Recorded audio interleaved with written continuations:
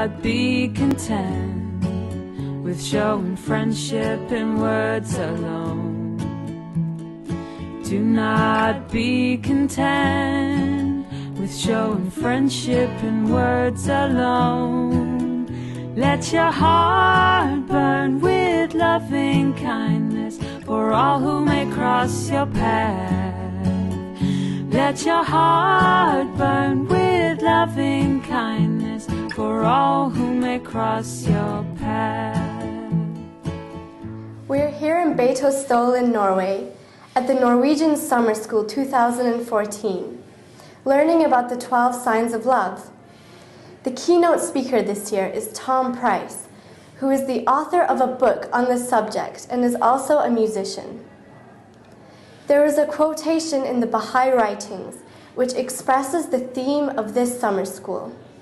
They whose hearts are warmed by the energizing influence of God's creative love cherish His creatures for His sake and recognize in every human face a sign of His reflected glory. Tom, would you please tell us about your upcoming book and your talks at this summer school? Yes, the title of the book and the summer school is called The 12 Signs of Love. And really what I wanted to do was define what love actually is in terms of practice. We often talk about love, I love this or I love that, but we don't know what it means. And so I divided love into actions. What can you do to be a loving person? Because sometimes we don't know what love looks like, what it behaves like. And so I divided love into 12 things, and if you can do those things, then you will be a more loving person. So you learn to listen to people, you learn to praise people, you learn to look at the good qualities in people, you learn to try and make people happy, you learn to forgive people when they do things that are not so good to you, and so on. These are the manifestations of love. In other words, love has to have some way of showing itself, and these are the ways you can show love. And in this way we can gradually practice the little things that in total make love. So if you want to be a more loving person to your family, to your mother, your father, your husband, your wife, your workmates, these are things that you can do. Because everyone in the world needs to learn how to love more and more, and this is what the world needs. This is the most important thing everybody needs to learn. So we try to break it down into little manageable actions that each of us can try and do every day. I selected 12 because I like the number 12, and there's 12 months of the year and 12 signs of the zodiac and all kinds of different things. I'm a musician, we have 12 notes that we play. So I thought this was a beautiful way of breaking love down into its small components. Let your heart burn, let your heart burn with loving kindness for all who may cross your path. Let your heart burn, let your heart burn with loving kindness for all who may cross your path.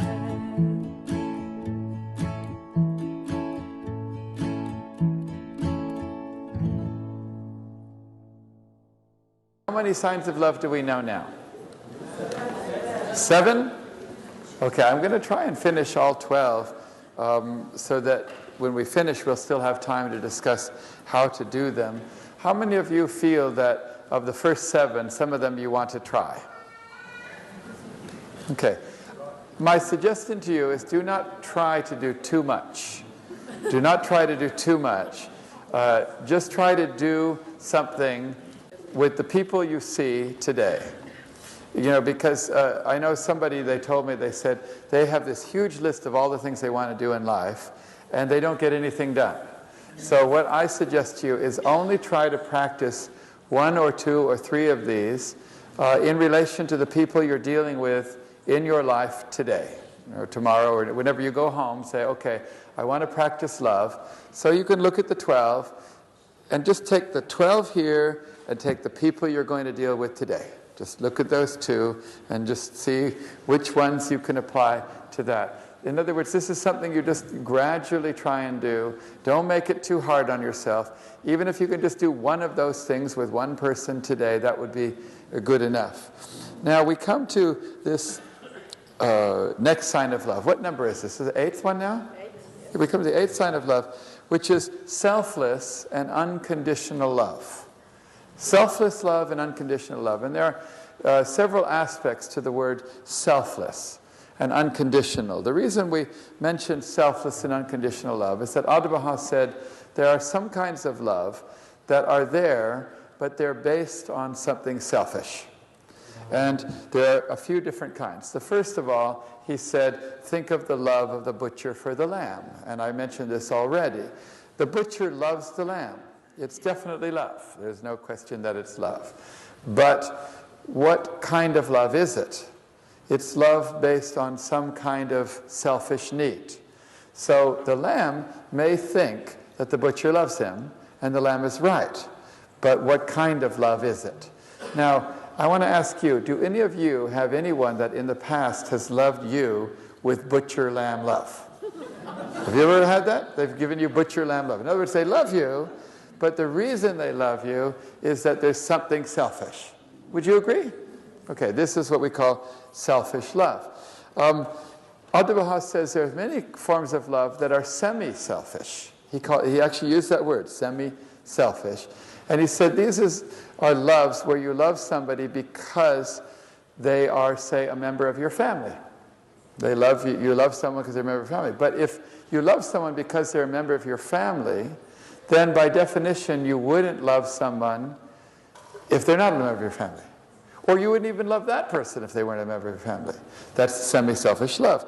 Or if you love someone because they are your same nation, or your same race, or something like that. In other words, there's some reason why you love them, and that reason has a certain attachment to self. And so anytime you love anybody, say to yourself, why do I love that person? Why do I love that person? And see if you love that person for some particular reason. If somebody says to you they don't love you,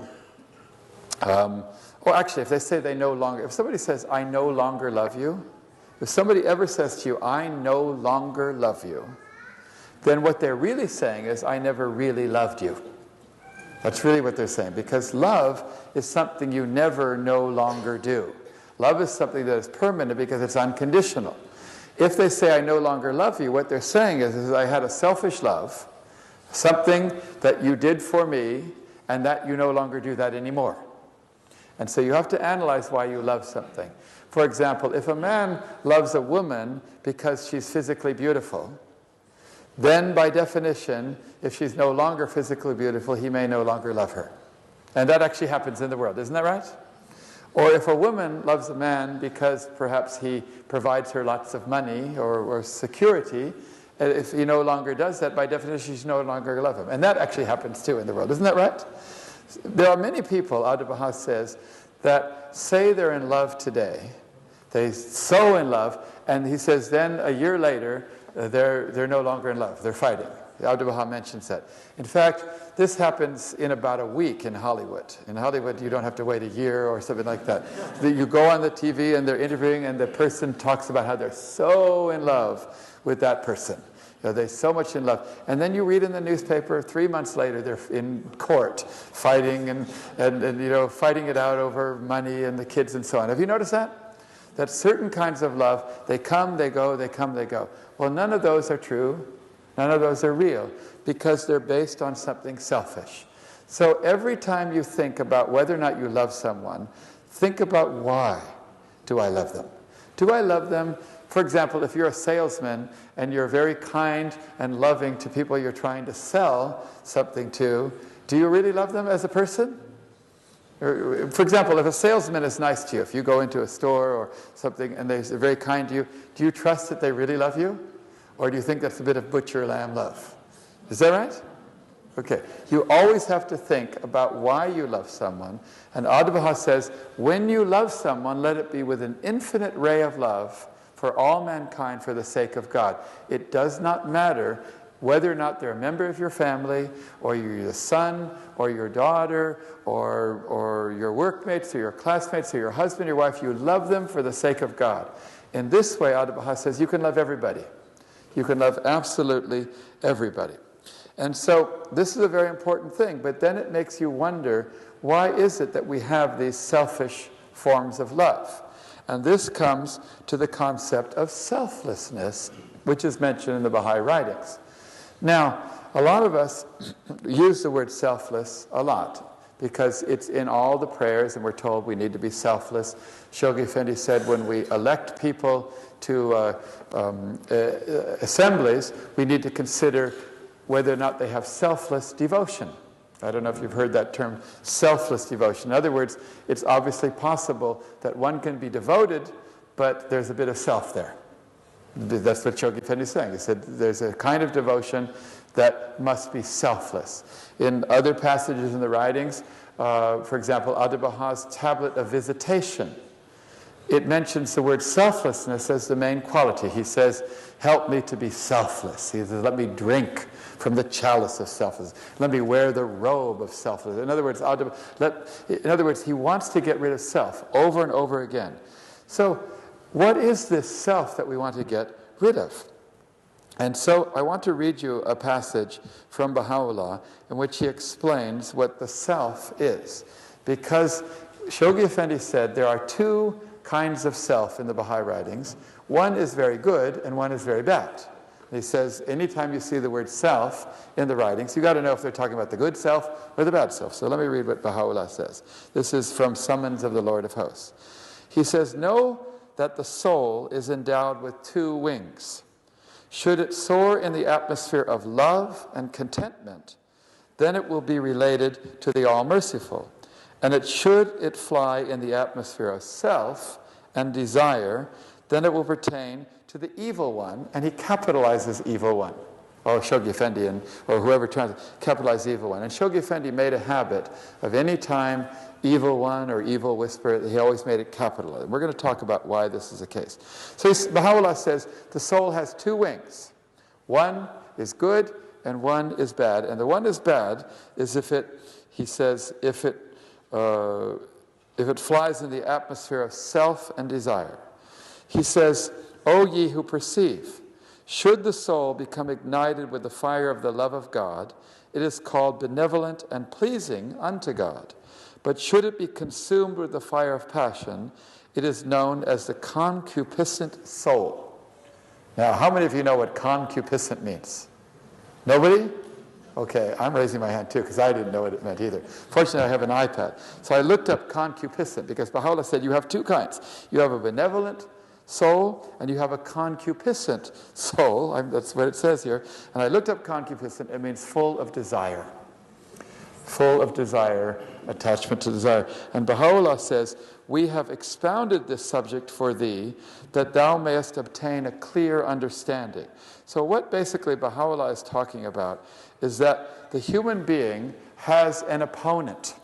There's been an opponent that's been given to you in life. Like I talked about in the beginning of this course, I said, you have your own teammates, which are love and compassion and mercy and forgiveness, but you also have an opposing team that you have to play against, which is anger and selfishness and greed and pride and ego and jealousy and envy. Have you heard of these bad things?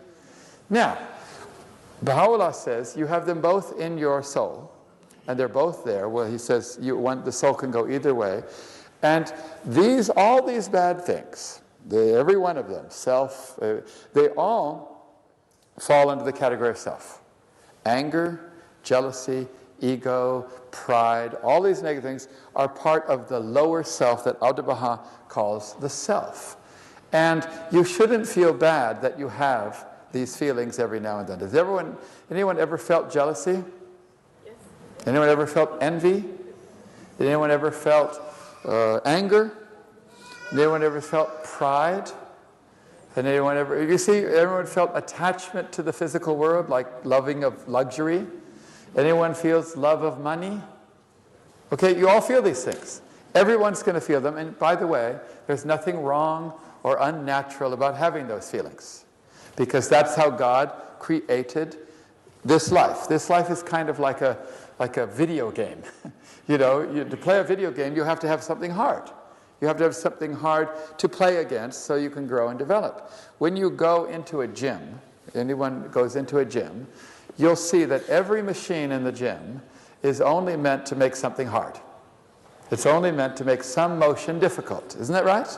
That's the whole purpose of a gym, is to make certain motion difficult to do. And people pay good money to go and do that. They pay a lot of money every month to go in and make something hard. Why do they do that?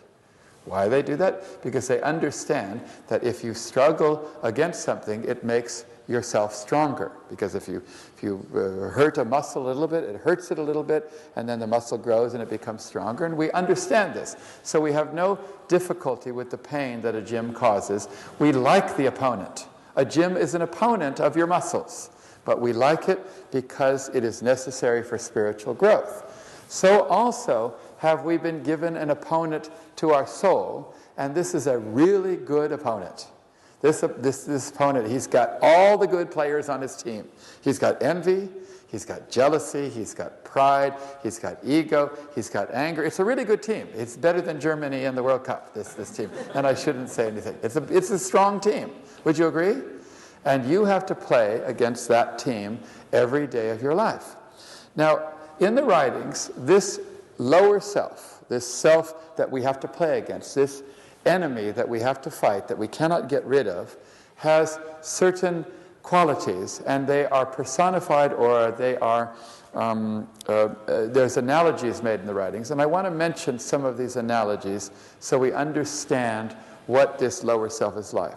One analogy that Adi uses to refer to the lower self is that it's a hunter. He refers to it as a hunter that's trying to hunt your higher self. If you were a bird and there was a hunter on the ground, how would you feel about trying to stay away from that hunter? Oh, he's got an arrow and hunting. Would you constantly try to stay away? Have any of you ever been hunted? Everybody raise your hand. Everybody raise your hand. You're all being hunted right now. Raise your hand. You're all being hunted. You didn't realize you were being hunted, right? If you watch a spy movie and someone's trying to get away from a hunter and they're always looking around the corner like that, that's what you're like. You're being hunted.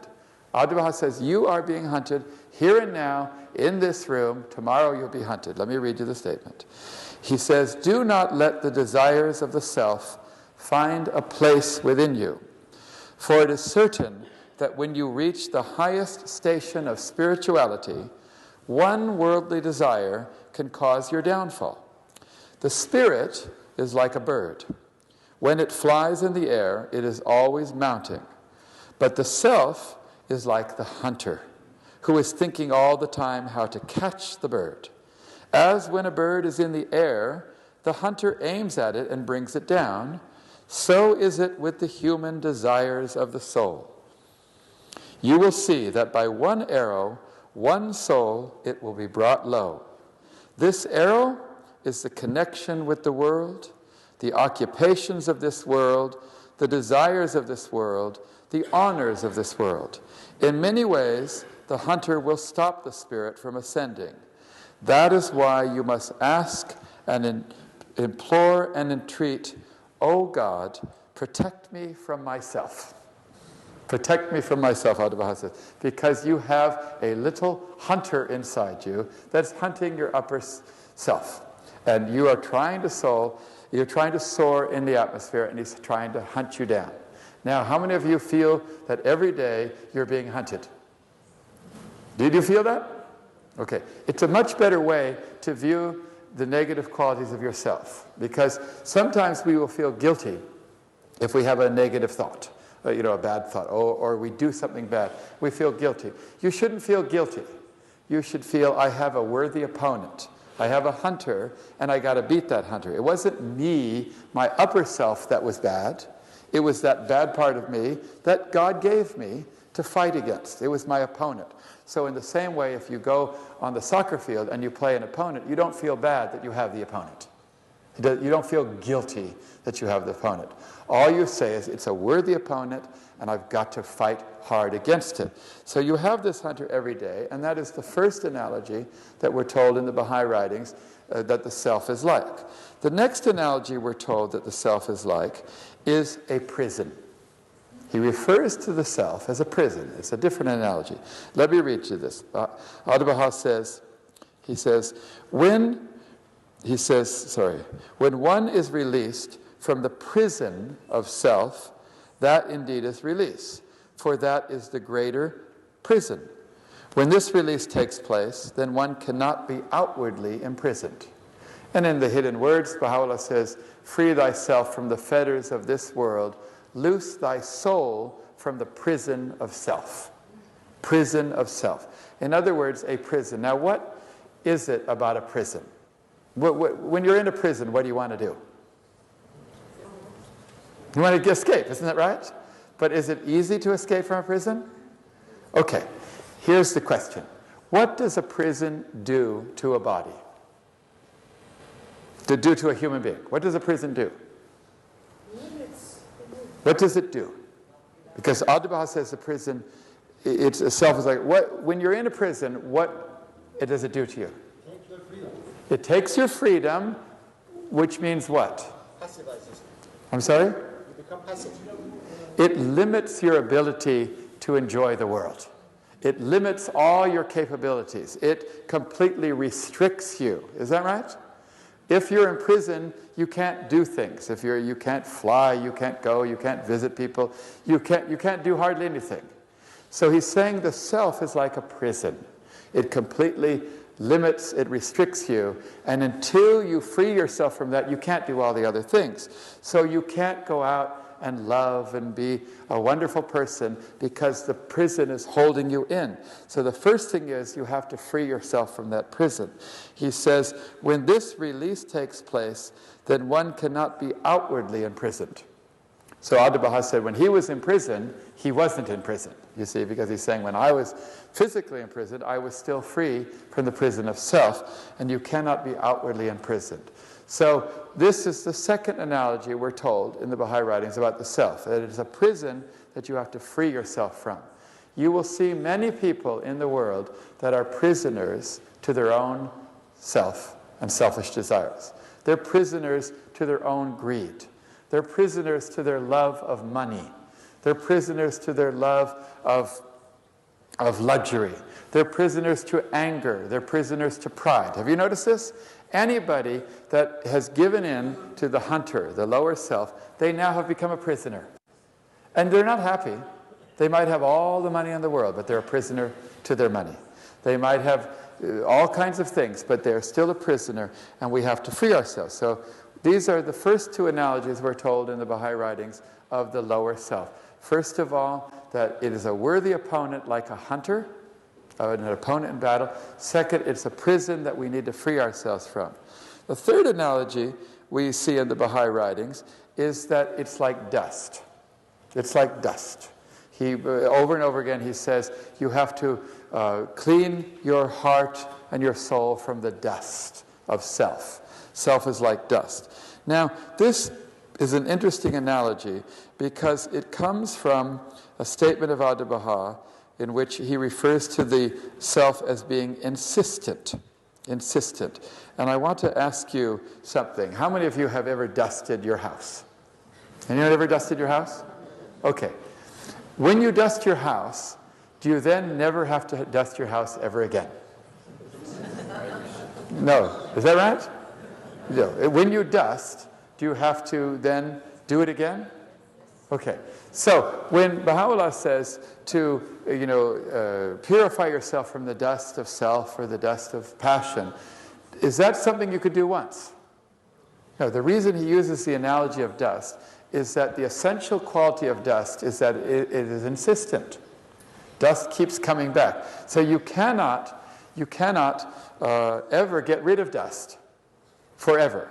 You can only eliminate dust today, but you're going to have to get rid of the dust again because dust keeps falling.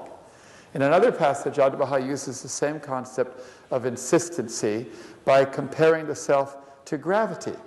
This is an interesting analogy. It's similar to dust, because dust uses the form of gravity. He compares it to gravity because he says the self is like gravity. Now think about gravity. Do you ever get rid of gravity? No matter how strong you can exercise, do you ever wake up one morning and there's no more gravity and you can float around? No, you always have gravity as an opponent. You can never get rid of it. It's always there. It's always pushing at you. You just have to be stronger than it.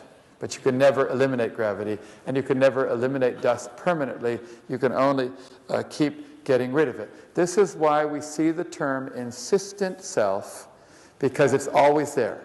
So even if you think you're very spiritual, and you are, you still have to worry. Because at any time in life, the self can, and so an arrow can bring the bird down, no matter how high it soars. So you must be constantly vigilant and constantly play this enemy. As soon as you relax, the enemy will kick a goal through it. Like if you stop defending your goal, it's going to kick it there, because it's insistent. There's nothing worse than insistent people, by the way. Anywhere you have children that no matter what you tell them, they ask you again 5 minutes later the same thing. Have you ever children like that? You know, like you tell them no, and then an hour later they ask you again. And an hour later they ask you, or when you're driving on the road, they say, "Are we there yet?" You know? And you say, "I just told you 5 minutes ago we're not there yet." So then 5 minutes later, "Are we there yet?" Because children are like that. They're insistent. Why do children do it? Because I guess they know that if they keep asking, sooner or later, in a moment of weakness, you'll say yes. So they ask over and over. Is that what children are like? The self is a little baby too. It's a bit of a child too. So basically, it keeps trying. You say no, no, no, no. But in one moment of weakness, in a certain moment of weakness, perhaps you're tired or upset, the self will then, that's when it sneaks in, and then you give in to your anger or your frustration or your ego or your pride. It's insistent because it keeps trying, and you turn it away, but it keeps coming, and at the very moment when you are weakest, that's when it wins, because insistency is its greatest strength. Is that right? So that's why Abdu'l-Baha uses the term insistent self. Now, this is a very important concept that we need to understand, that at all times we need to guard against our lower self. We should never be worried or upset if we have negative thoughts, negative feelings, pride, ego, or selfishness. That only leads to guilt, and guilt won't help. We should say this is normal, this is natural, this is like a weight in a gym. I'm going to struggle against it, I'm going to become spiritually stronger. Baha'u'llah in the Kitab-i-Yagan lists all the qualities of a true seeker. Have you read that passage? It says the true seeker, he has to do all these things. And in fact, if you count them, there's some 26 or 27 things that you have to do. And one of them is interesting. He says, if you're a true seeker, you have to consume every wayward thought with the flame of his loving mention. In other words, if you have a wayward thought, you have to consume it by mentioning God or thinking of God. And it's a method. And when I first read this, I said, well, this is interesting. Baha'u'llah is saying that when you have a wayward thought, consume it. But he's talking about what the true seeker should be like. Shouldn't he really say the true seeker should never have a wayward thought? Wouldn't that be right? But he's not saying that. He doesn't say that a spiritual person never has a wayward thought. Rather, he's implying that they will. So even people very high, very spiritual, are always going to have wayward thoughts, negative thoughts. So he's saying, don't worry that you have them. Just know what to do when you have them and fight against it. And here is the tool, the weapon of the wayward thought. It's the mention of God's name. So don't be upset at yourself if you have a wayward thought. You're going to have them.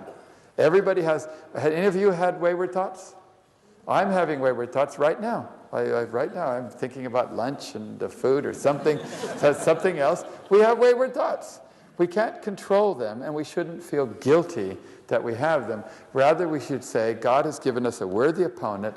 It's the lower self, and it's all these things, ego, pride, and so on. So now we know the lower self is like a hunter or an opponent that's always fighting, and we have to keep looking out for. Now we know it's like a prison that imprisons us, and now we know it's like dust or gravity. In other words, it has the quality of being insistent.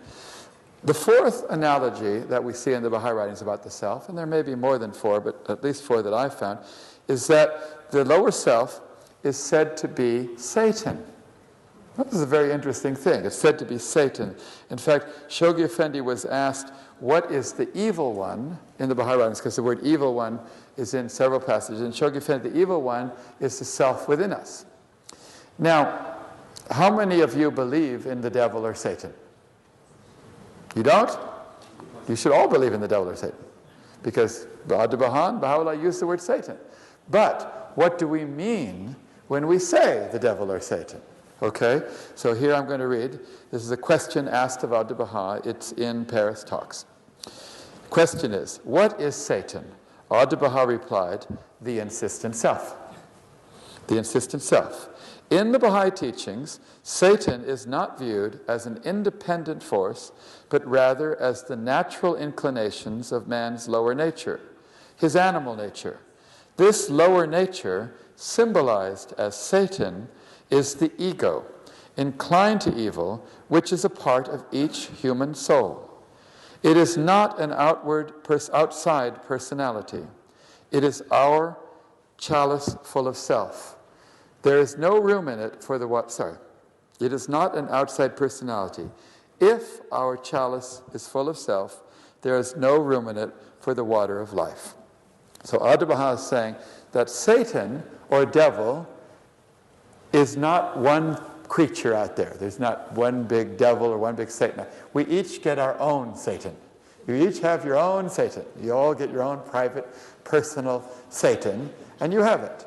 So when we refer, and Shoghi Effendi said, anytime you see the word Satan or the evil one or the evil whisperer or all these other different phrases, anytime you see that in the writings, it is not a creature or a being that's outside. It always refers to your own lower self.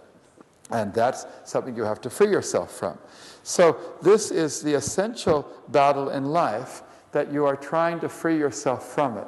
Now, at every stage in life, you will find that you're having to overcome these particular things. You're trying to overcome anger. You're trying to overcome frustration, you're trying to overcome envy.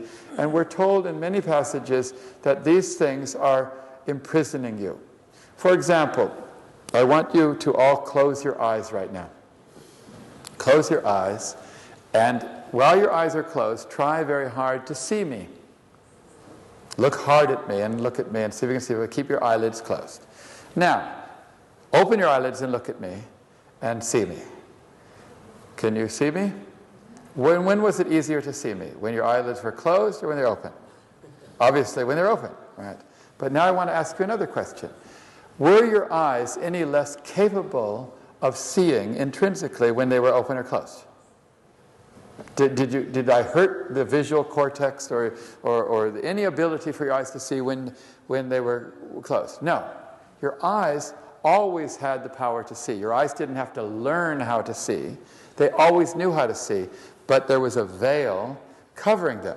Now, Baha'u'llah says, consider the eyelid, how thin and delicate it is, and yet it has the ability to completely obscure your vision. And then he says, how much worse then is it that the veil of envy and jealousy, I think he uses something like envy, can obscure the soul. So now he's making a very interesting analogy, because he's saying the soul is like the eyes, and envy, jealousy, they are like the eyelids. Okay? So the soul always has the power, just like your eyes always have the power. But if something covers it, its power is no longer able to be used. It's like a light. This light has all the power. If I put something over it, you don't see the light at all, but I haven't really hurt that light's ability. I've just prevented that light from exercising the power that it has. In the same way, your soul has power, but if you have an eyelid over the soul, then the soul's power cannot exercise itself. Your soul has the power to love, but envy and jealousy are the eyelids to the soul and no longer. Now, why would he make envy and jealousy the eyelids to the soul? Why would he, of all things, make it that way? I think it's like this. Why do eyelids work so well to block vision? Why do they do it? Why are they so much better than any other kind of veil? Why is the eyelid so good? Obviously, because it's so close to your eye. You know, if I put a veil here, well, maybe I can see it. But if something is really close, it's really powerful. And maybe envy and jealousy are very close to your soul. And as soon as you feel them, it blocks out all your powers of love. It blocks out all the powers in the same way that the eyelid can block it out. This is why Baha'u'llah, when he speaks of envy, he says that you can't even have one tiny bit of it. In the hidden words, he says, no, verily, where the heart that has the least remnant of envy, you know, it cannot succeed. You know that? So you can't have that at all. So many of these human qualities are going to block your powers of love, and so you have to fight them. Now, this then tells us something, that sometimes when we feel something, sometimes when we think something, sometimes when we're about to say something, we have to check and see which person in us is that coming from. This is a very important principle, that I feel something right now and I want to say it to you. But before I say it, I have to say, who's talking here? Who's speaking? Is this my lower self or is this my higher self? And I want to not give my lower self a voice, because that's really what happens. I asked you before, I said, when you feel like shouting at someone in anger, or when you feel like expressing something harsh, why are you doing it? Remember I asked you that question? The reason you're doing it is that there is a little man inside you, or a little woman inside you, or a devil inside you, or a Satan inside you, that is insistent. And he's trying every day to get you to say the wrong things. He's trying every day to get you to break up a relationship. He's trying to make your marriage fail. He's trying to, in other words, and he'll use whatever he wants. And he's really clever. He's actually a big crybaby too, by the way. He gets hurt at everything. He gets offended by everything, and he tells you that you're offended, and therefore you've got to tell that person or be rude to that person. In fact, anytime you feel like you're hurt by somebody, just say, ha ha, that's you, lower self, you can't fool me, okay? Anytime you feel offense. In fact, you should never get offended by anybody. You should never let anybody hurt you, because anytime you let somebody hurt you, it's only because of your attachment to something. It's your attachment to something. Nobody can hurt you if you're not attached to something. But you may be attached to your pride. You may be attached to your status. You may be attached to, you're attached to how, I mean, the one thing that hurts us most is how other people think of us. But if we're worried about that, that's part of the lower self. So anytime you feel like telling somebody they hurt you, or that you were offended by them, have any of you ever get hurt by somebody? You're offended? You're upset by something, you're offended? You have to say, that is from the lower self. I can feel it, but I know that it's coming from that side, and I'm not going to say it to the person. Never take offense. The greatest holy Leaf wrote once that she said, it is worse to take offense than it is to give offense. Because when you take offense, well, when you give offense, it may not even be intentional. You may not have done it on purpose. But when you take offense, it's always selfish. It's always some part of yourself. And it always hurts other people. Do you like it when you're around people that are always getting offended by you? There's certain people, they're always getting hurt by everything you say or do. They're not easy to be with. Is that right? Well, we shouldn't be like that. So you know that anytime you're hurt or offended by someone, don't say it. Say, get thee behind me, Satan. You know that old saying? Get thee behind me, Satan. Because I know. Now, let's say that you feel anger coming up. Have any of you ever felt anger coming up? Okay. That's just the lower self saying, ha ha ha, this is my chance to take control of Karosh. Okay? Because, the Karosh's upper self has the ball. Okay? But the lower self wants to get the ball. And so the lower self waits until somebody insults Karosh, or somebody hits Karosh, or somebody does something. And then the lower self says, ha, now it's my chance to steal the ball and to get control. And it grabs it, and of course Karosh says, I'm hurt. I'm hurt. But remember, the lower self is a big crybaby. It just wants to get hurt at everything possible. It just wants everything that is said to you, it wants to take offense. It wants to get mad at. It wants to get mad. And anytime you feel yourself getting mad at somebody, say, ha ha ha, I know who you are. You can't fool me, lower self. You're just a hunter. You're just a prison. You're just dust. I'm not going to let you do that. And in this way, gradually, every day, you learn to fight with yourself. You know, there's like a battle going on with inside you. How many of you are familiar with this concept of what we call spiritual duality? The fact that there's an upper and lower self. Are you familiar with this concept? I don't think that everybody is quite aware of how strongly it is embedded in our teachings. It's kind of like Dr. Jekyll and Mr. Hyde. You know that, anyone ever read that novel or maybe seen a play or a movie based on it? In other words, there's this one man, but sometimes he's Dr. Jekyll and sometimes he's Mr. Hyde. I can't even remember who's good and bad. Does anyone remember? Dr. Jekyll is the good one. Dr. Jekyll is the good one? Okay. And Mr. Hyde is the bad one? Okay. How many of you feel that sometimes you do something and it just wasn't you? You shouldn't have done that. Is that right? Okay. That's okay. Because I find in the Baha'i writings that that is normal. Every human being is given that. No one was created perfect. Now, if you didn't have this battle, how would God know how good you are? In other words, if I put 11 men on the soccer field and didn't give them an opponent and said, kick as many goals as you can, how many goals would they kick? They'd kick 1,000 goals, isn't that right?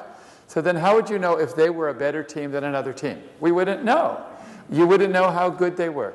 Also, we're not going to know how strong your soul is or how good your soul is if we don't give you an opponent to fight against. And if a team never plays against an opponent, are they going to get any better? No. In the same way, are you going to get any better at love if you don't have an opponent? So this is the nature of human existence. The nature of human existence is to have an upper and lower self and try and fight against it. Now, somebody asked me to name the 11 players on the team of the lower self. And I can't remember what they were. So let's pick our own team. So I want you to think of all the things that are the lower self that are against the team, and let's see if we can pick a team. So I'm going to put on the team, first of all, anger. Because I think anger, because I noticed every time Abdu'l-Baha mentioned the qualities of the self, anger was always the first. So anger, I'm going to put on my team. Who would like to put somebody else on my team? Well, not my team, but the lower self. Okay. Which one? Let's start one person at a time. Pride. How many people want to put pride on that team?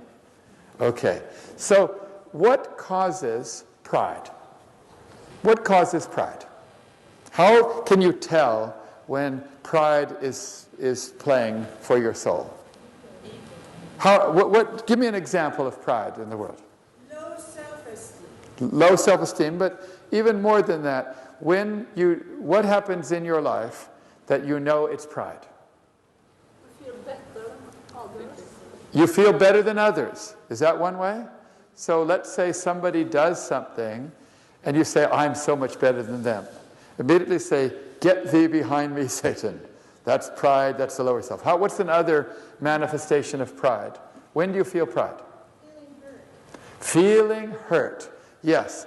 When somebody says something to you and you take offense and you feel hurt, that is pride. It's pride because your pride was hurt. And remember, the lower self is a big crybaby. Whenever you're crying and you're hurt, that's the lower self. What's another manifestation of pride? Or when does pride come up? Envy. Yeah, let's put envy on the team later. Envy is slightly different. What's another way that you can feel proud? Criticize. I'm sorry? Then you come to criticize. When you criticize people, particularly when you feel you're superior to other people. Have you ever felt you're superior to other people? Was that? Yes. You have? Okay. Because maybe they're not as smart as you. Maybe they're not as wealthy as you. That's a very high form of pride. Maybe they're not as strong as you. Maybe, what else can you think they're not as much as you? Smart. It's not as smart as you? Okay. I'm sorry? They're not as eloquent. Maybe not as good looking as you? I know in many cases that's not a problem for some of you. No, I shouldn't say that. No. Maybe they're not as good looking. What else? Yeah. Okay. Maybe they don't live in as big a house as you. Maybe they don't have as good a car as you. Maybe they don't have as good a job as you. How many things are there? I'm sorry? They're not as cool as you. They're not as cool as you. That's true. Yes.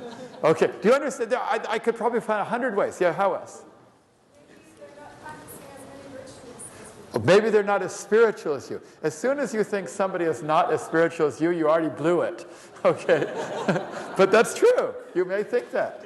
So you can even be... So that's funny, because pride is the opposite of spiritual virtue, but you can even be proud about your spirituality, which in its sense, you just blew it. I like that one very much. How else can you... pride, yes? Pride is not admitting that you're wrong. Oh, has anybody here know somebody that will never say they were wrong? They'll never admit they were wrong? Is that right? Do you know people like that? They will never. Okay, the first thing you should do is don't try to get them to admit they're wrong. It doesn't work. Don't try to get them to admit they're wrong. But yeah, that's a horrible quality. How many of you find it hard to admit you're wrong? You say you're sorry, but you really don't want to say it. Is that right? So I like that one very much. Admitting you're wrong. Yes. What else? Yes. Not listening to others, believing you have. Yes, that's an expression of pride, because you say, I don't need to listen to them because I already know everything they're going to say, or I already know what they're going to say is wrong.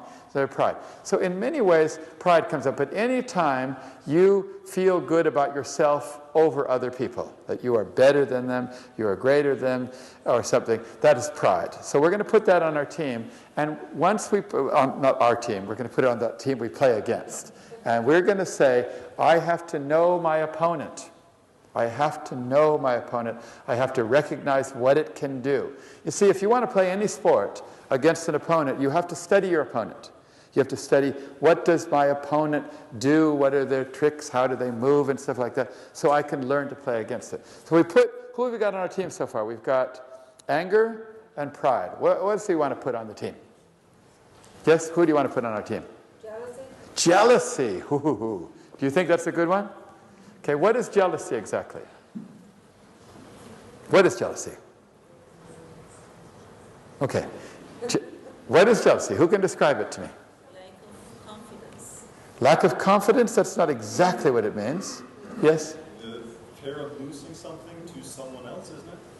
Yeah, jealousy means that you really are angry at the other person that they have something that you don't have. Or you're upset or you hate another person. Envy, which leads to jealousy, envy is wanting or desiring what the other person has. Envy and jealousy are related. But when you envy something, it's like, oh, he has a lot of money, so I want that. Now, jealousy is that I actually hate him because he has that and I don't have it. Do you see? So envy and jealousy are quite related to that. In the same way, okay, I envy that man because he is more handsome and stronger than me.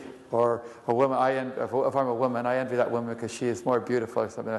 But jealousy means that then you actually do things to hurt her or hurt him because, you're angry at them. Do you understand? Abdu'l-Baha once said about jealousy, he said, anybody that you're jealous of, he says, now your own glory is dependent on his. He says your own glory becomes dependent on their becoming glorified. In other words, because you're jealous of them now, that now your glory becomes dependent on them. How can you recognize when that opponent is making a play on your field? How can you recognize when you're envious? It's obviously when you're spending time in your mind thinking about the other person in a negative way. Anytime you're spending a little time dwelling on the person, like, oh, I really wish I had what they had. You drive past their house, I wish I had their house. I wish I had their looks, or I wish I had their this or that. I wish I had their money. Anytime you spend time wishing that, you're feeding a beast. You're actually feeding a beast. Do you understand what I'm talking about, feeding a beast? Because the lower self is like a beast. And the way you feed it is to give it mental time. To give it mental time. Let's say, for example, some of you have, let's put on the lower self attachment to material luxury. How many of you like material luxury? How many of you like money and wealth and comfort? And who likes it? Come on, raise your hand. Okay. But it's a beast. It's a beast. And so if you find you're spending a lot of your time fantasizing about what if I had all this, and what if I had all that, and what would I do if I had it, and where would I go, and what would I spend it on? Do you see what I'm talking about? That amount of time is feeding the beast, and the beast grows. Instead, you need to starve it. You starve the beast. When you starve something, it dies. When you feed something, it lives, and it grows. And your lower self, all of them, you can either feed or starve by your own thoughts. You spend time. So you may feel, oh, I'm very loving, I do all the right things. But in your mind, you're constantly feeding beasts. Because you're thinking bad things about the other person, or you're thinking envious thoughts about the other. You're thinking jealous things. You're fantasizing about wealth and money and attachment and pride. And so you're feeding that beast. So that beast becomes very strong, and then it will come out. So that's another essential quality, that you don't give it any time in your brain. So who's on our team now? Who's on our team? Anger. Pride. Jealousy. Who wants to put somebody else on the team? Greed. Who wants to put greed on the team? I like greed. Greed's a good one too. We'll read some of Adabaha's list too, by the way. So we'll put greed on the team. Okay, how can you know when you're greedy? How can you know when you're greedy? Give me some examples of things that you do that you realize is greedy. Yes? When you eat dinner at this hotel, yes. You're full, and then you see the dessert buffet. Okay. So this summer school is a great lesson in spirituality. So, but that's true. Like there could be a lot of food on the table, and then there's a little hungry, and you eat more food or you take more food. Is that greed? Is that true? I've noticed an interesting thing amongst Persians, which we don't do in America. No matter how much food there is, they always leave the last one. You know, so if they put out a lot of cake, and there's all the cake, they take, and then there's one left, and nobody takes the last one. Have you noticed that? Why is that? Why will nobody take the last one? Being polite. Oh, it's being polite? But you'll take a million before. Like they'll put the food out, and take. There's one. Oh, we won't take the last one. I find that interesting. Is that some kind of... I also... when I first used to meet Iranians, some of them had the habit that when you served them food, they would only take a little bit, and then they would wait until you asked them for some more. That's a tarof. Oh, is that a tarof style? So the first time I ever met a Persian, it was a long time ago in Australia, they would do that, and this man, he liked food very much. And I could tell when he ate a lot. But we would serve him food, and he would take this much, and he would wait. And he would say, have some more. And he would say, no. And we'd say, have some more. No. Finally, he would take it. And you could do that over and over again. Finally, he ate a lot. So we got so mad at him that we decided to teach him a lesson. And so we had dinner, and we all ate. And we ate all Persian food. And we put it out, and we served. He took a little bit, and he ate, and he sat there.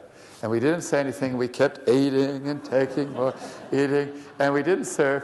And then finally we were all finished, and we said, have some more. And he said, no. We said, okay. And we took them to the kitchen like that and took it away from him.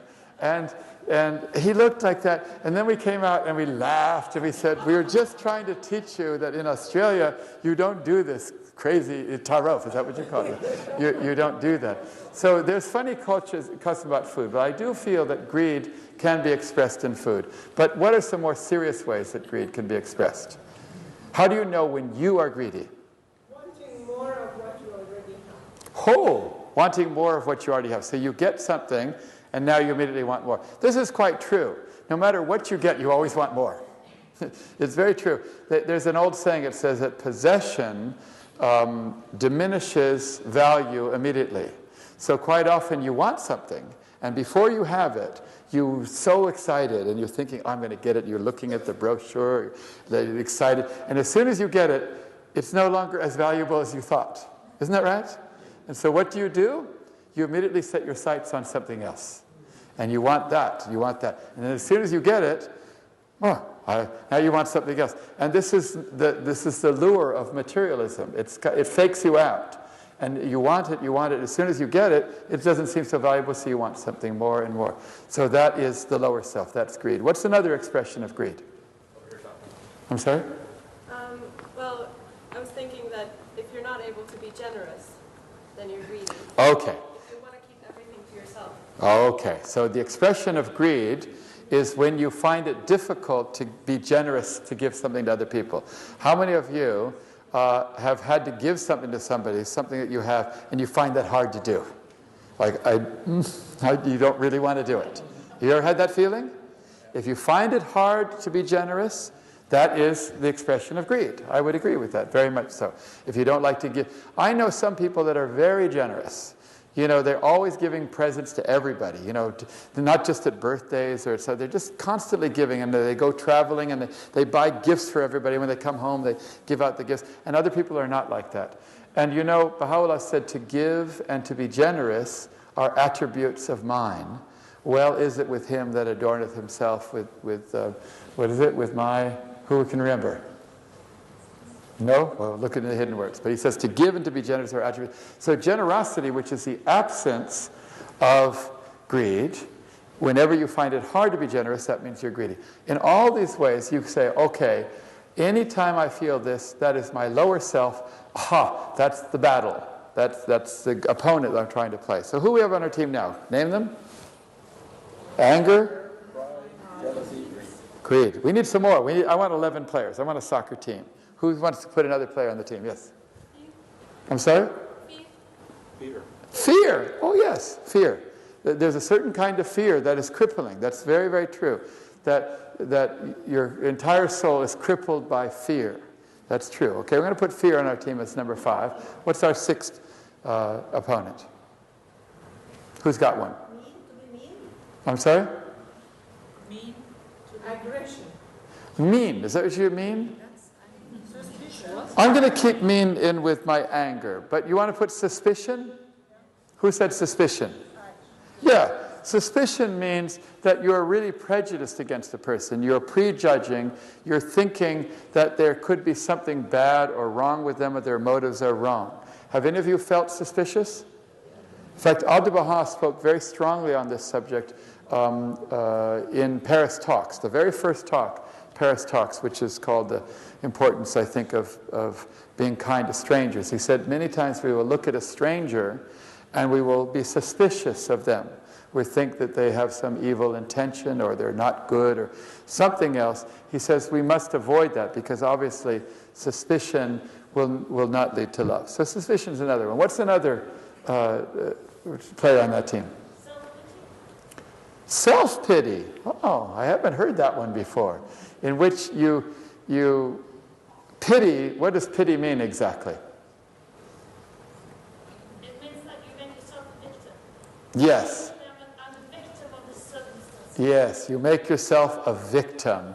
Okay, in other words, you're always trying to be the victim, and that way then you feel hurt by the other people, or that justifies then by you fighting or yelling or hating other people. Yes, I agree. That's another one. Yes. Worry? Yeah, I think that's okay. Worry is related to the essential virtue of happiness and contentment. And if you worry, then you're not really confident in God, and you're losing that. So worry is definitely a negative quality. What's another negative quality? Laziness. I'm sorry? Laziness. Laziness. Is that what you said? Yes. To be lazy.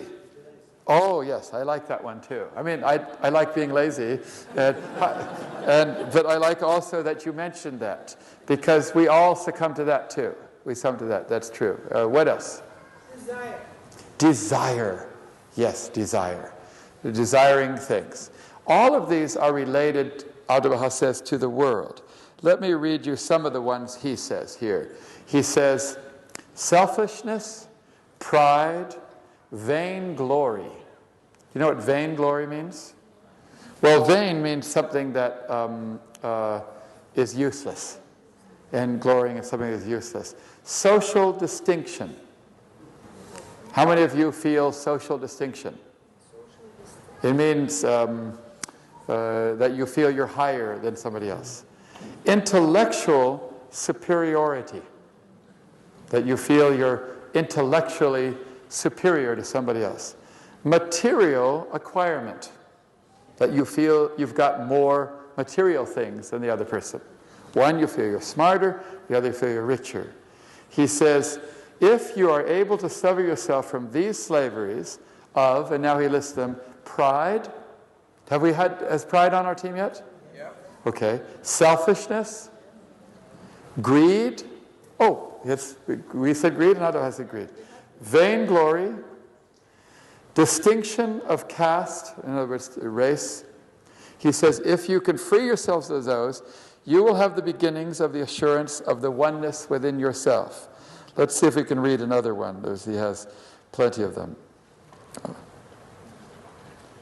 Oh, I didn't list them all. But there's several lists where Abdu'l-Baha says that he mentions anger and jealousy and envy and pride and ego and passion. But all of them, he says, are only to do with your connection to the physical world. He said the spiritual world only leads to good things. And what we have to do is turn away from the physical world. So really, every one of these things have to do with attachment to the physical world. Now, we're told in the Baha'i writings that we don't have to be completely detached from the physical world. We don't have to go live in a cave or live in a monastery or anything like that. But it has to do with whether or not we place those things more important than unity and love. That's the really important thing.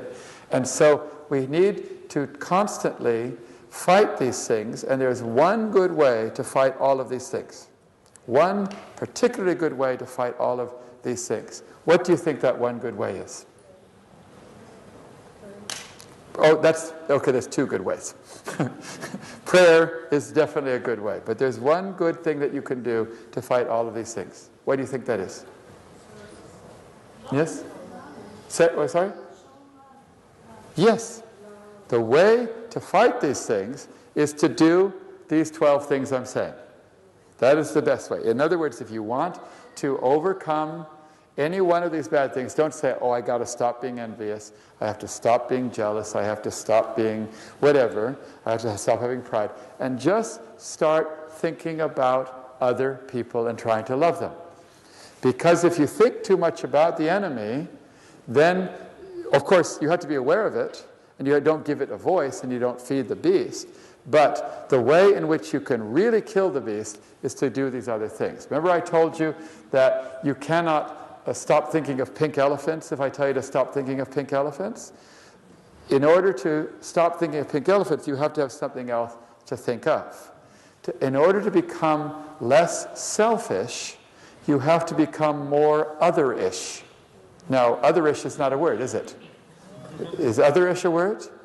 It should be a word, don't you think? If we have a word selfish, why don't we have the word other-ish? Don't you think? If we're going to have that word, why don't we have this word? But the point is that that's how you become less selfish. To think about yourself less, you have to have something else to think about. Because if I say, don't think about myself, I'm going to think more. Okay, I'm going to have more self-pity. I'm going to have more anger. I'm going to have more frustration. I'm going to say, yeah, but he really hurt me. Or yeah, but I'm really upset. Or I don't have enough money. Or whatever it is, you're going to think about yourself. Instead, if you think more about other people, then you become less selfish immediately. So that is the goal in life. Always think about the other person. What can I do? What makes that other person happy? What hurts that other person I don't want to do? What good qualities does that other person have? How can I speak kindly to that other person? In other words, if you constantly focus on other people, you will get rid of these things. Interestingly, I read some studies recently about happiness. And it said that people that think and try to make themselves happy become sadder and sadder and sadder. And people that try to make other people happy tend to be more happy. which is kind of ironic, isn't it? Because you'd think if I want to make myself happy, I should worry about making myself happy, and that doesn't work.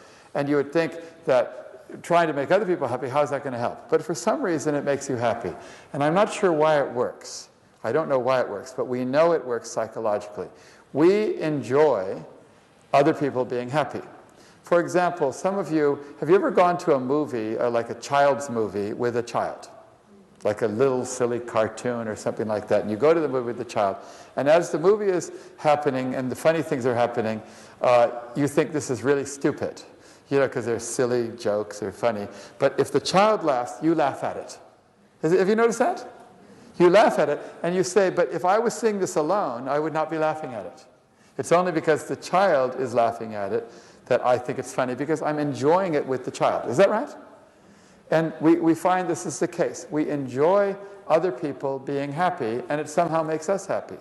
And so this is a very easy way to realize that your happiness is dependent on making other people happy. And so in this way, we learn that we can fight these things, but we don't feel bad that we have our lower self in the way. So I want to ask you now, whenever you have a situation which is not uniting, think right now, in your mind, think of a situation that didn't go so well. That was you had an argument with someone, you had a fight with someone, you had a dispute with someone, you have a problem with someone. Maybe right now it's going on, or maybe in the past it happened. Think about it right now. Meditate on it. I want you to now think about what are the lower self characteristics that you had that contributed to that. Was it pride? Was it ego? Was it selfishness? And so on. Do you understand? What were the things that contributed to that? I don't want you to think of anything that was wrong with the other person. They had pride, they had ego, they had selfishness, they had envy, they had anger. Forget about that. I want you just to think what in you that you had that prevented you from smiling at that person, loving that person, speaking kind to that person, mentioning the good faults of that person, trying to make the person happy. In other words, all the signs of love. What was it in you that stopped you from doing that? Does that make sense? It's a very easy way to bring yourself to account. And you will find that it's one of these opponents, one of these lower selves that's fighting you, that's like the hunter that's just trying to catch you, and you say, ha ha, now I know who you are, and you're not going to fake me out anymore. And I'm not going to open my mouth and let you speak through my mouth. I'm not going to let you type on my computer and hit the send button. I'm not going to let you finger my cell phone and let you send the message. I'm not going to give you a voice, lower self. I'm just going to fight you. I know you're there. I know you're like dust. I know you're like gravity. But ha, ha, ha, I'm stronger than you. And that is basic spiritual psychology according to Abdu'l-Baha. If we do this, slowly we become more and more selfless. We're not selfish anymore, and more other-ish. And that really is the goal to becoming a loving person, is thinking always about other people and not so much about ourselves. So I only have a little bit of time, only 5 minutes, and I promised myself I would leave 15 minutes every time so we could discuss it. I apologize. I got carried away because I really like the lower self. It's kind of fun, isn't it? Because it's like we get to really rub our hands and think about bad things, but in a fun kind of way. But anyway, I'll leave the last 5 minutes if you want to take the microphone around. If anyone wants to make a comment, particularly on overcoming self, which is an essential teaching in the Baha'i faith. Would anyone like to mention or make any comments, any experiences they've had, or any questions? Please raise your hand. You don't like this subject, huh? Oh, yeah, we have one here. And if people wave their hands in between, I'll at least answer and I know what you guys. Oh, that's a good idea, yes. Why is it that sometimes you get more hurt by your loved ones than others? Oh, of course. Oh, yeah. The worst fights I know are within families. You know, if families are fighting against families. Have you ever been in a community where families are fighting families? Yeah, we always hurt our loved ones more. Well, there's a number of reasons for that. First of all, there's an old saying, you always hurt the one you love, because if you really love someone and they do something bad against you, that hurts more, isn't that right? So that's the first thing. Secondly, you spend more time with your families, your husband and your wife and your children. So there's many more opportunities for them to hurt you. Okay, there's just more time. In fact, if you spend your time with anybody long enough, they're going to do something to make you hurt. But that is true, that we often have more pain. And I believe, this is only my own belief, I believe that we're given these primal relationships so that we can learn to love, so that we can then love all mankind. In other words, Baha'u'llah says that husband and wife should live in such perfect harmony that they are like one soul in one body. And he says that in order to set the world in order, he's ordained marriage. And the thing about it is that the hardest thing in the world to do. There's nothing harder than trying to have a loving relationship, husband and wife, because you have to live with each other every single day, and every moment you have to make decisions, like what restaurant do you eat, what food do you eat, what movie do you see, but you just constantly, you have 1,000 things that you have to agree upon, and there's no way you agree. So if you can get it right in the marital relationship, then everything else is easy, because that's the hard one. And so he says, I'm going to create an institution that you basically, you have to get in the cage and lock it and throw away the key, because that's basically, pretty much that's what he's saying about it. He's forcing you to get one relationship right, and then you learn all the qualities of love. And then you can go love everybody else, because if you can learn to love your husband, you can love everybody else. If you can learn to love your wife, you can love everybody else, because you're going to have to be exposed to every bad quality of that person. Sooner or later, you're going to know every bad quality of your husband and every bad quality of your wife. And so I think that's why he gives us. Then the next primary relationship is parents to children.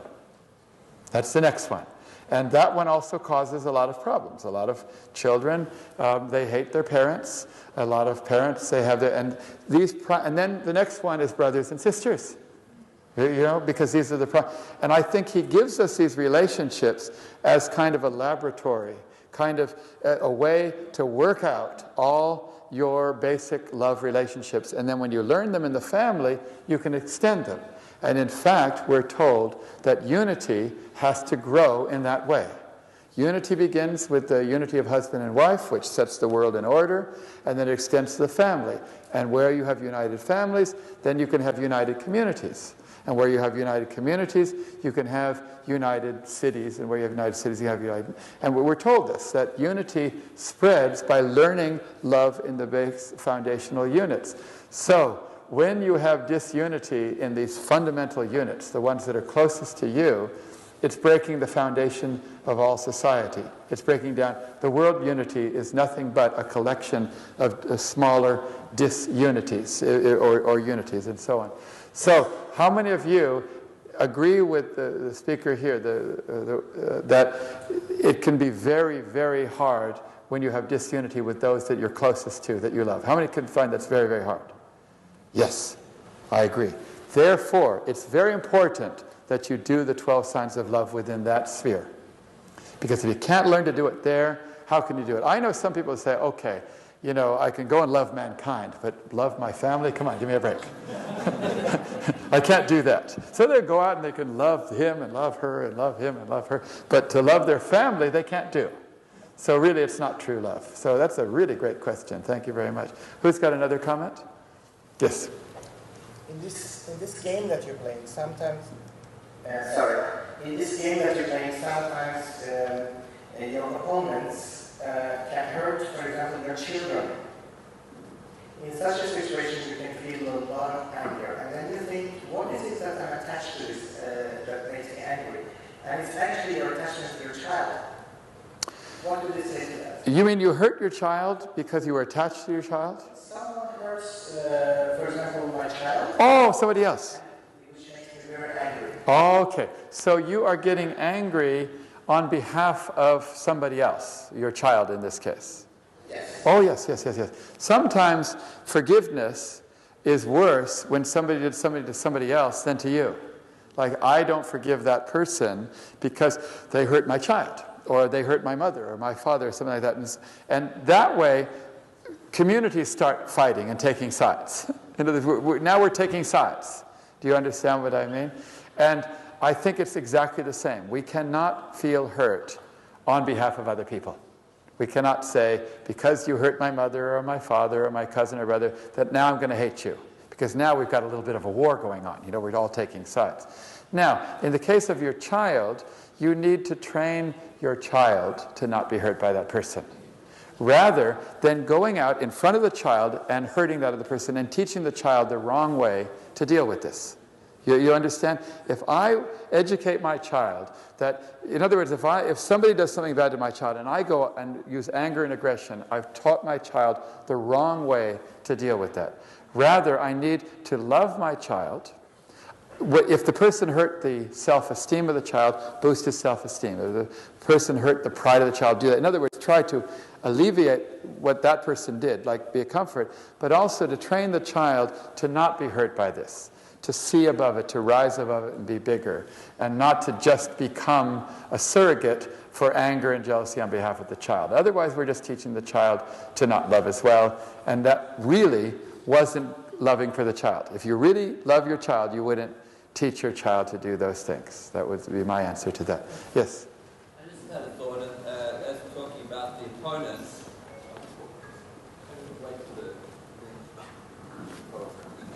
We're running really short on time, guys. Oh, sorry. For the kids. if parents want to go. Okay. Yes, go ahead. Okay, I was just thinking about the opponents. When you're thinking about the opponents, my mind tends to be drifting to other people's opponents, you know? Yes. Instead of my own opponent. And I think sometimes in family why it's so difficult to get along or whatever is because there's a history, right? And we're playing the match against other people's opponents. Oh, yes, yes. Right? Not our own opponents, but other people's opponents. So when something happens, we're saying, think about last week, the goal was scored against us last week against their opponent. This is a very important point, what he's saying, is that just like you have your set of opponents, everybody else has their set of opponents. And in reality, when you're dealing with someone, you may be dealing with their upper self or their lower self. And in many cases, you say that you're dealing with their lower self. There's a few things you need to learn. Never try to argue with somebody else's lower self. Okay? Never try to logically convince it. You can't beat it. The lower self is no good in the other person. It's no good in you. Furthermore, you have to stop dwelling on their opponents. You have to stop dwelling on their lower self. The only way to get rid of their lower, the best defense against their lower self is your good qualities of love. But it's very hard when someone's lower self comes out. It's very hard because it's coming at you, it's attacking you, it's abusing you, it's yelling at you, it's lying at you, and so on. And Abdu'l-Baha said we must always remember, never return your lower self with their lower self. I'll bring you that quotation tomorrow. I'm sorry to go over time. This is my fault because I wanted to stop a little earlier. So I'm going to give you more time tomorrow after the session to talk. But I hope this has been an interesting subject. And remember, there's two things we talked about today, and I want you to practice the first one a lot. What was the first one we talked about? I'm sorry? This morning.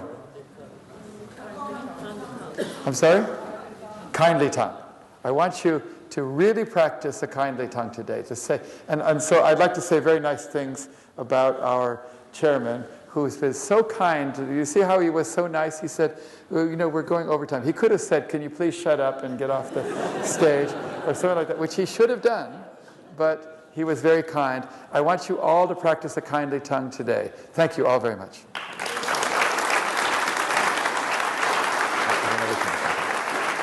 Thank you very much.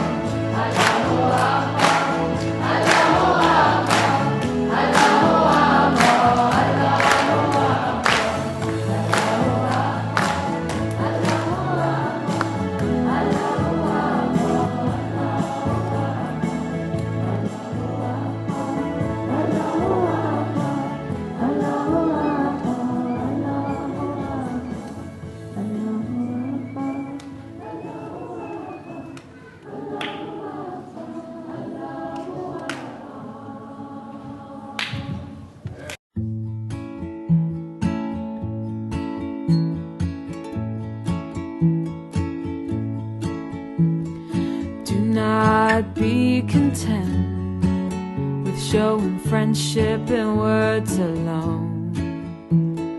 Do not be content with showing friendship in words alone. Let your heart burn with loving kindness for all who may cross your path. Let your heart burn with loving kindness for all who may cross your path. Let your heart burn, let your heart burn with loving kindness for all who may cross your path. Do not be content with showing friendship in words alone.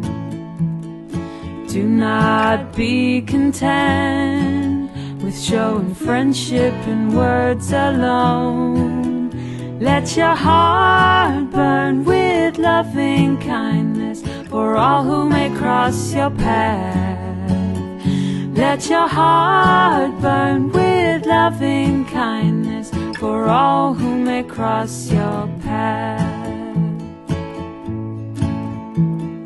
Let your heart burn, let your heart burn with loving kindness for all who may cross your path. Let your heart burn, let your heart burn with loving kindness for all who may cross your path.